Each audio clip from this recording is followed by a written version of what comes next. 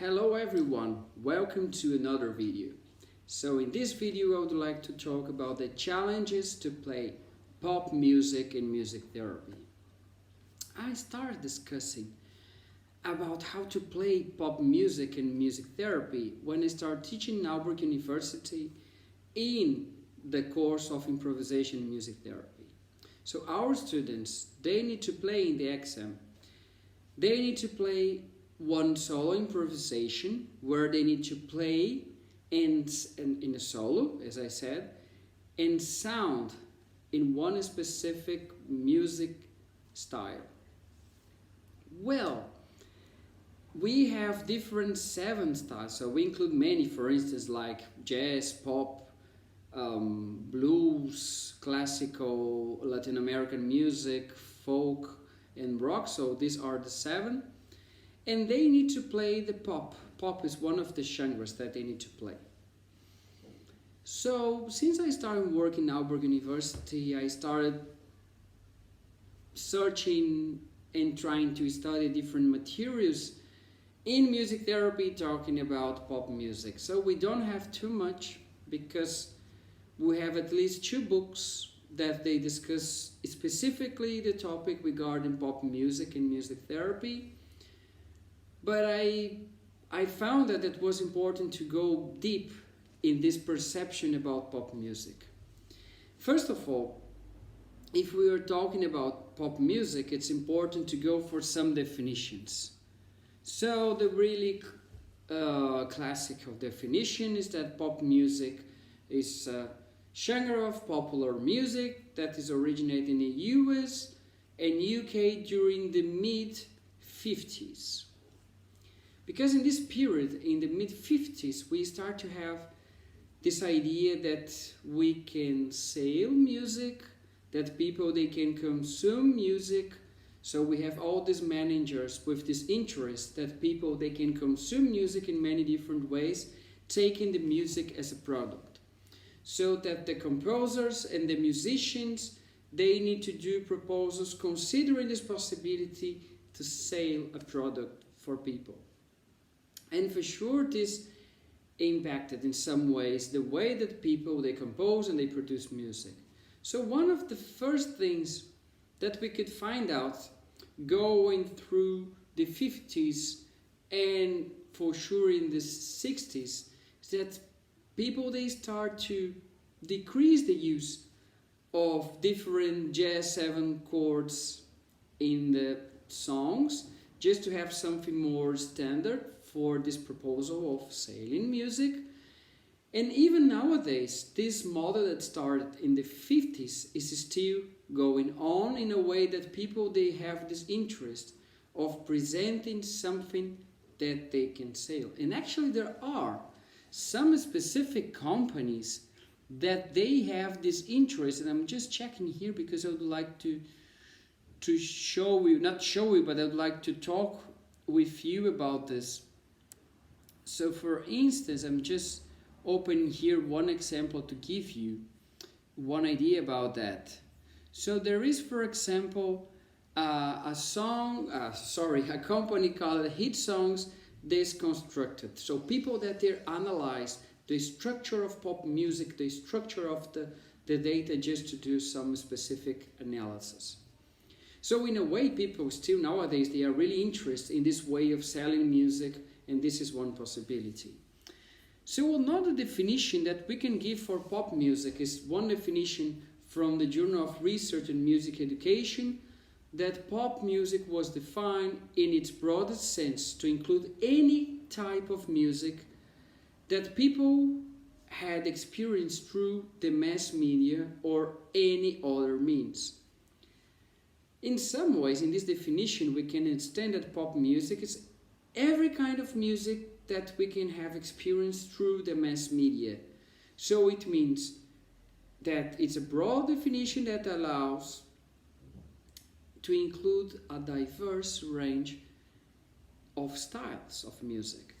So in a way, what was pop in some years ago was not what is pop now.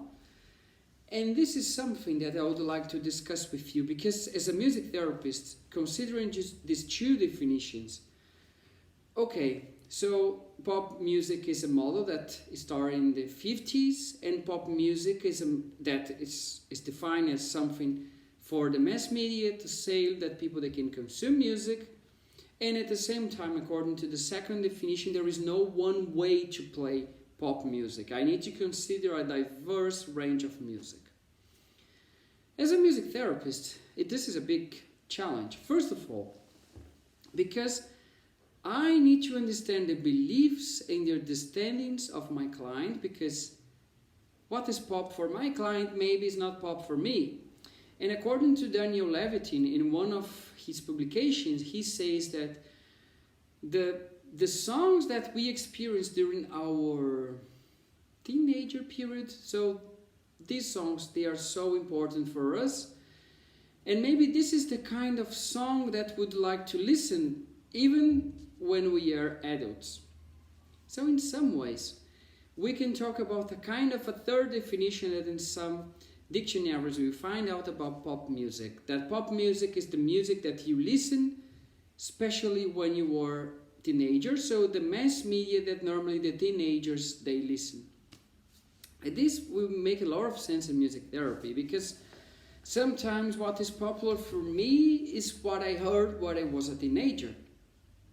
So this is important to consider in a way that how you are understanding pop music.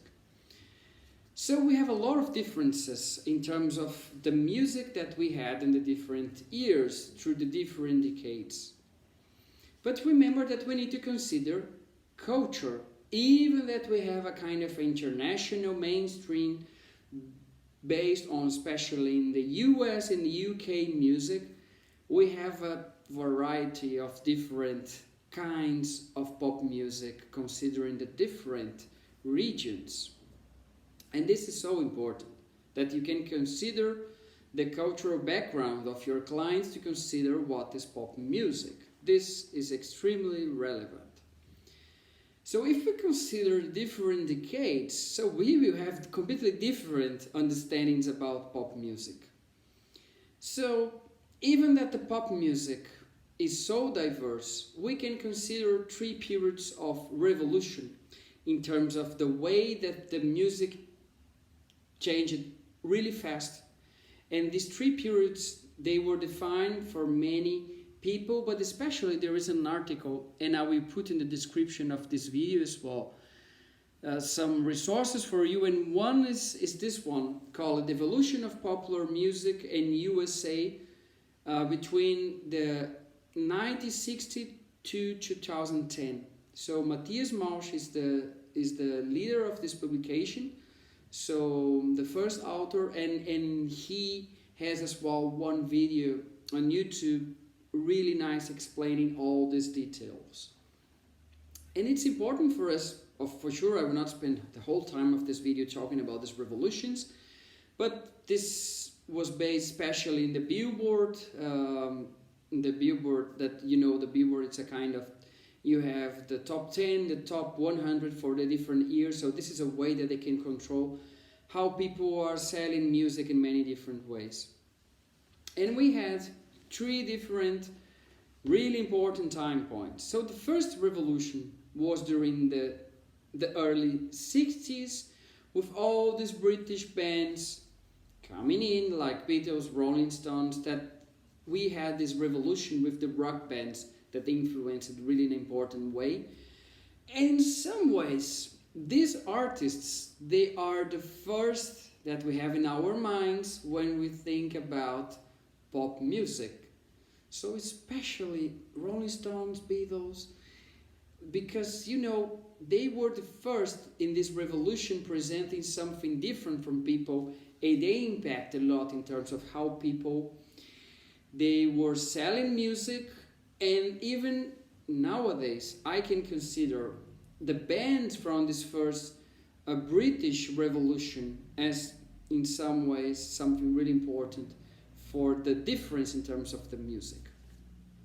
The second revolution was during the 80s, especially from 1983, that we have a lot this influence of electronic sounds, all these things from the techno music coming in, and the artists, they started to use a lot, and it changed it completely. So when people started to use all these electronic effects, to use in some ways, not only, even that in many ways we still have the beat from the disco that started in the 70s, but a lot of these electronic effects in the music, not only in the beats, but in the percussion sounds, in the keyboards, in the voice. So all these things we consider as the second revolution in the pop music.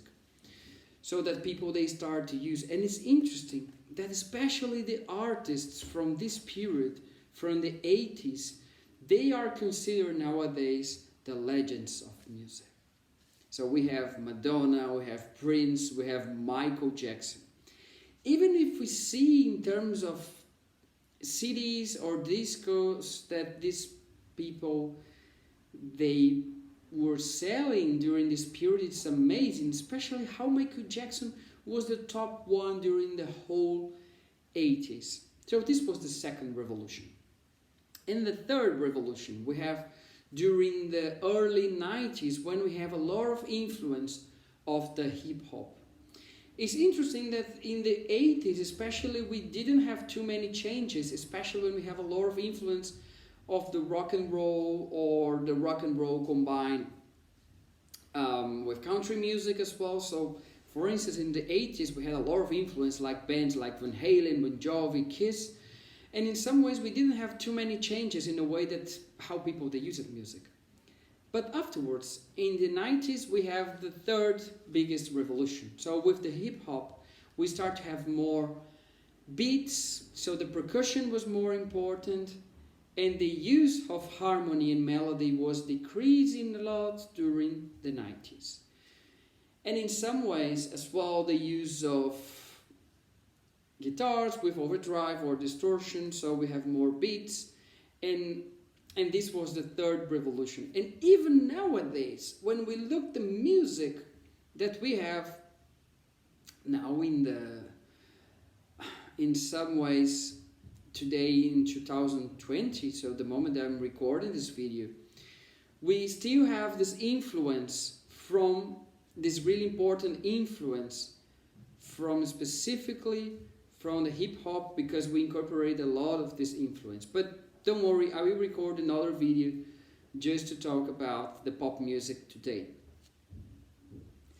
For sure, this is just the first video about pop music for music therapists, so just presenting the first challenges that we can have, because yes, pop music is so diverse, and it's important that we can organize the different things. So in this video I presented especially the 3 revolution points in the pop music, that it's important for the music therapist, because at least they have 3 main references to search things about pop music. In the first revolution with the British bands, second revolution with all these electronic effects from the 80s, and the third, all this influence from the hip-hop from the third revolution. So this is a point to start for the music therapist, to start looking through the things. Even that your client can have a different cultural background. So this is a nice, important time point to start. But remember, please, let's see in your country, if maybe you had a different revolutions or different revolution points. So I'm Brazilian, and for sure I can say that in Brazil it's completely different. Even that we heard, or we were listening a lot of this international music. So we had as well our revolution time points in a different way. So it's important that you can consider in your country, if you have a kind of a parallel national revolution points, that you need to consider to see the kinds of pop music that you can offer for your client. And remember the third thing, that considering the period that when your client was a teenager, maybe you need to check what was the pop music in that period of time, because as Daniel Levity said, this period is so important, and even that we are adults, we consider that that music was so important, and maybe that music will be the perception that I have about pop music. So thank you so much for watching. If you are not part of this channel, please subscribe. And this is just the first video of this really big set of videos about pop music. Thanks for watching and see you again.